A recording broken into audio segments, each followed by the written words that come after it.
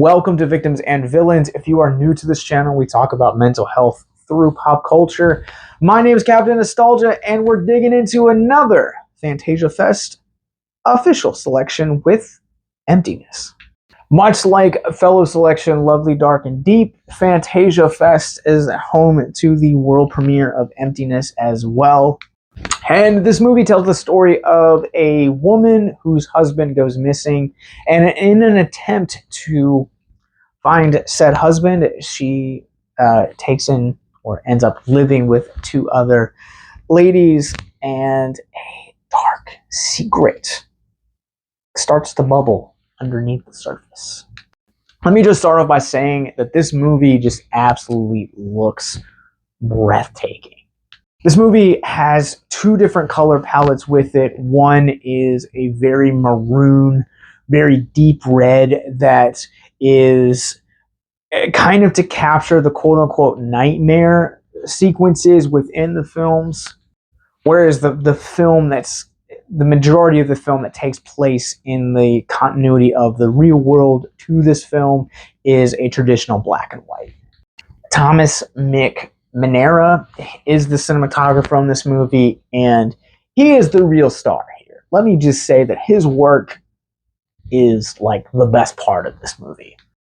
I'm going to put a disclaimer out here. This review is going to be a lot shorter than the traditional reviews that I do for this channel. I also think the performances in this movie are very, very world class. Majority of this movie operates like a stage play, and the performances are also very, very reflective of that, and they are a close second for the best thing this movie has to offer. Stephanie Breton plays our main protagonist, Anana Rydvald, and Julie Trepanier play the roommates in this movie. Also, dynamite performances. The movie feels very superficial to me, and what I mean by that is this movie is an absolute, just beautiful movie to look at. Even the performances in this movie are great. But this movie lives up to its title in being an empty movie. So Onur Karaman wrote this script as well as directed this movie. The direction is not a problem that I have here. It's Karaman's script that I really have a problem connecting to and actually enjoying.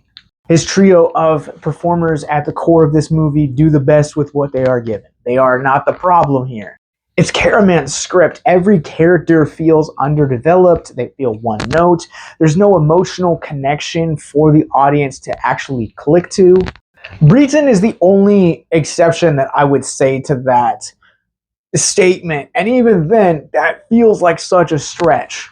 Like, this movie is only 76 minutes long, and I felt like by the time that it got to like 25 minutes, I was ready to claw my eyes out. This movie has such a snail's pace to it, and that pace is fine if there is a good payoff, and there is such a lackluster payoff in this finale. Like, the credits in this movie honestly might be one of the best things about it. There's three things that I liked in this movie.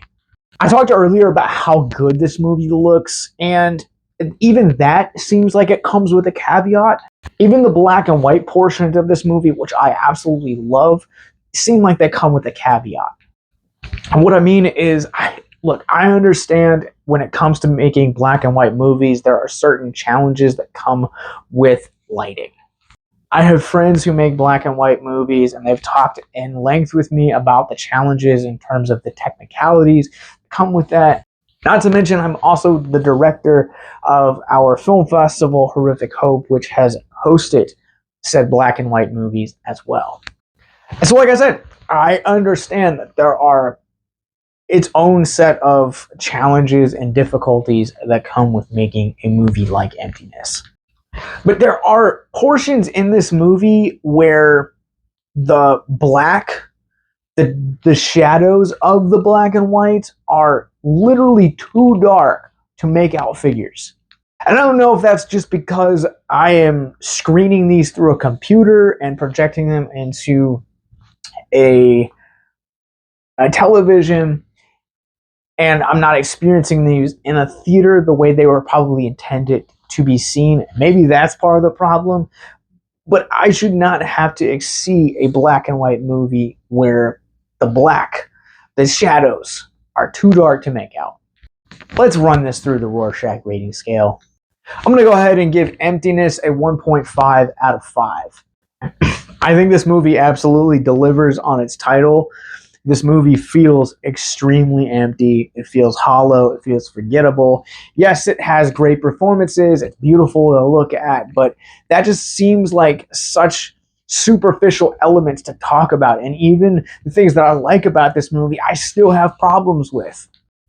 And that's not even to mention some of the other issues that this film has, like lack of character development, unlikable characters, and not to mention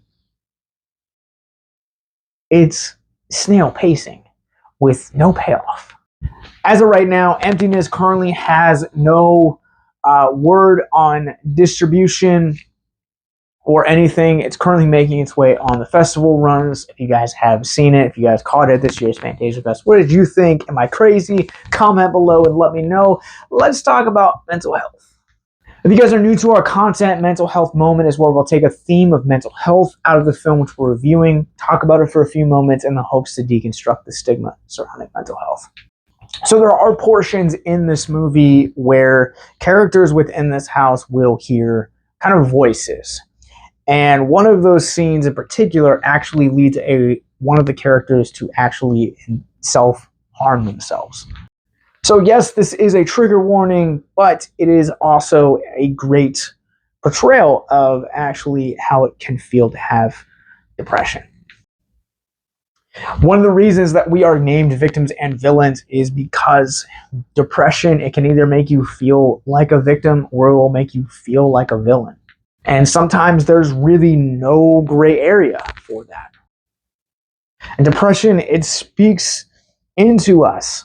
It speaks into us, and this is coming from somebody that struggled with both depression and self-mutilation. It whispers and it tells us that we're not good enough, that no one will love us, or that no one will ever be our friend, or that we're not worth the breath that we have in our lungs, or a number of other things. And so it tells us to harm ourselves, burn ourselves, cut ourselves, kill ourselves. And I think, honestly, when it comes to living with depression and kind of the balance between actually having healthy mental health and also having those depressive episodes, there are sequences in this movie that portray those extremely well and extremely realistically.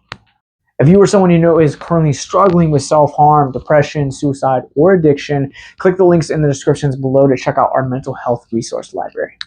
In the show notes below, you guys will also find links to our more Fantasia Fest coverage, as well as podcast, movie reviews, not to mention all of our social media, Patreon, and that subscribe button as well. We'll be back with more selections from this year's Fantasia Fest, but until next time, hit that subscribe button and stay classy.